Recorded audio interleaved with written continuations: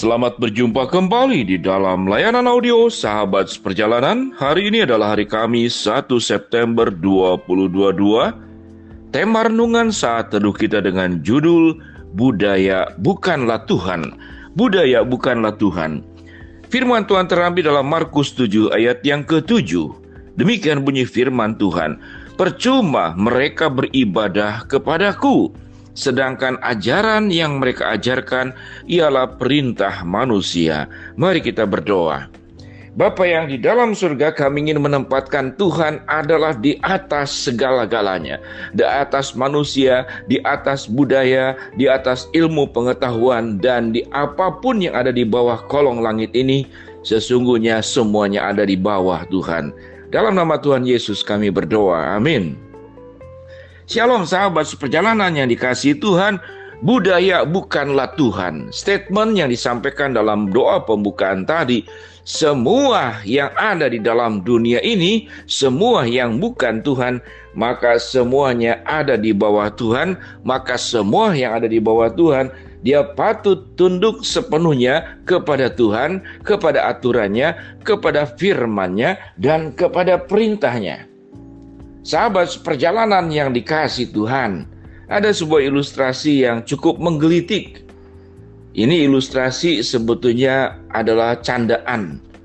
Tatkala ada seseorang bertemu dengan malaikat sewaktu dia sudah meninggal, dia katakan, "Aku berhak masuk surga." Malaikat bertanya, "Mengapa demikian?" "Saya tidak melakukan apapun yang dilarang oleh Tuhan. Saya tidak melakukan, saya tidak berzina, saya tidak mencuri, saya tidak berdusta, saya tidak merugikan orang lain. Saya melakukan apa yang diperintahkan, menolong orang miskin, memberikan hartaku untuk orang yang membutuhkan. Maka aku layak masuk surga." Kemudian malaikat bertanya, "Mana yang paling engkau takutkan dalam hidupmu sewaktu engkau masih di dalam dunia?" Maka orang kaya ini menjawab, "Yang paling aku takutkan dalam hidup selama di dalam dunia, aku adalah takut istri." Lalu kemudian malaikat menjawab, "Karena engkau sudah menjawab yang paling ditakutkan dalam hidupmu adalah takut istri, maka pergilah engkau ke neraka. Karena perintah Tuhan jelas, engkau harus takut kepada Tuhan dan tidak boleh takut kepada yang lain." Sahabat seperjalanan, ini adalah sebuah candaan, ilustrasi, dan bukanlah sebuah kebenaran. Jadi bukan berarti orang yang takut istri itu kemudian tidak bisa masuk surga. Nggak ada catatan seperti demikian. Tapi yang masuk surga adalah mereka yang percaya di dalam Kristus. Sahabat seperjalanan yang dikasihi Tuhan, namun kalau kita boleh belajar dari cerita tadi, kemudian dari apa yang dijelaskan oleh Markus 7 ayat yang ke-7, maka ketundukan sepenuhnya hidup kita adalah sepenuhnya hanya kepada Allah, tidak kepada aturan-aturan lain. Sebagai anak, kalau orang tua memberikan sebuah perintah, dan perintah orang tua tidak sesuai dengan firman Tuhan, maka kita akan lebih taat kepada firman Tuhan. Kalau sebuah budaya dan aturan itu kemudian melanggar firman Tuhan, dijadikan lebih tinggi daripada aturannya Tuhan, maka kita harus patut tunduk sepenuhnya kepada aturan Tuhan. Di dalam bagian Markus 7, kisah kalau kita baca dari ayat yang pertama, di sini ada perdebatan. Bagaimana orang Yahudi mengatakan murid-murid Yesus makan dengan tangan yang tidak dibasuh, lalu kemudian dikritik oleh orang Yahudi bahwa murid-murid Yesus itu makan dengan tangan yang najis. Orang Yahudi secara kebersihan itu luar biasa. Mereka punya kebiasaan pada ayat yang keempat, pulang dari pasar, mereka tidak akan makan terlebih dahulu. Mereka selalu membasuh, membersihkan diri. Dan mereka punya aturan-aturan yang lebih banyak lagi. Bagaimana cara adat budaya, mencuci cawan, mencuci kendi, mencuci perkakas yang terbuat dari tembaga. Pada prinsipnya sahabat seperjalanan, menjaga kebersihan adalah sesuatu yang baik secara kedokteran dan juga baik untuk menghindari dari berbagai penyakit.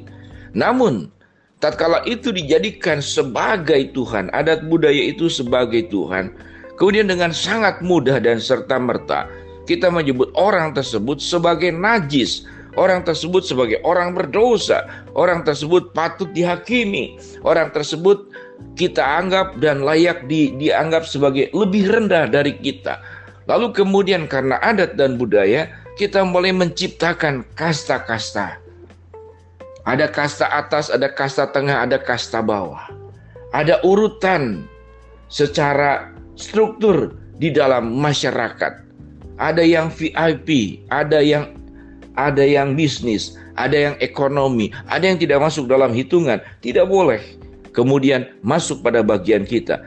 Ini berbagai macam aturan, sahabat seperjalanan. Di dalam kehidupan kita ada aturan, ada adat budaya, bahwa kalau yang menikah suku ini harus boleh menikah dengan sesama sukunya. Tetapi dengan tidak sesama suku, berarti itu tidak boleh. Tidak boleh menikah. Alkitab hanya mengajarkan engkau tidak boleh menikah dengan mereka yang tidak dalam satu iman. Selebihnya itu tidak ada catatan lain. Maka tidak boleh membuat sebuah aturan-aturan, budaya-budaya yang kemudian dianggap budaya itu kemudian dituhankan. Sementara Tuhan tidak memerintahkan hal tersebut. Tuhan adalah pribadi yang tidak membuat hal sederhana dibuat menjadi rumit. Namun manusia punya kebiasaan hal yang sebetulnya sederhana dibuat lebih rumit. Dibuat makin rumit. Dibuat aturan-aturan tambahan-tambahan yang lain. Ada seorang anak remaja, kemudian sewaktu saya pernah menyampaikan bagian ini di dalam sebuah pelajaran kepada anak remaja, dia katakan, kalau pulang itu orang tua jam 7 malam harus pulang ke rumah. Apakah itu peraturan Tuhan atau bukan? Di Alkitab tidak ada. Oleh sebab itu saya boleh melawan orang tua. Saya katakan Alkitab mengajarkan, hai anak-anak remaja, taatilah dan hormati orang tuamu di dalam Tuhan.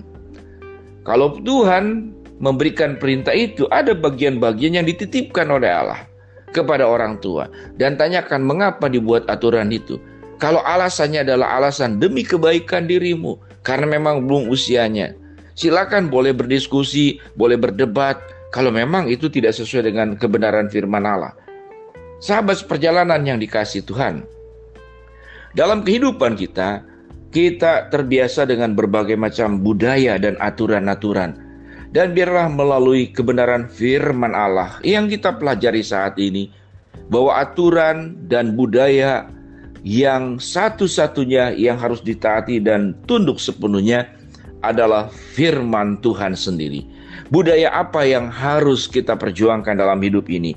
Yaitu budayakanlah hidupmu untuk hidup dalam kekudusan dan di dalam kebenaran. Itulah budaya yang harus diperjuangkan.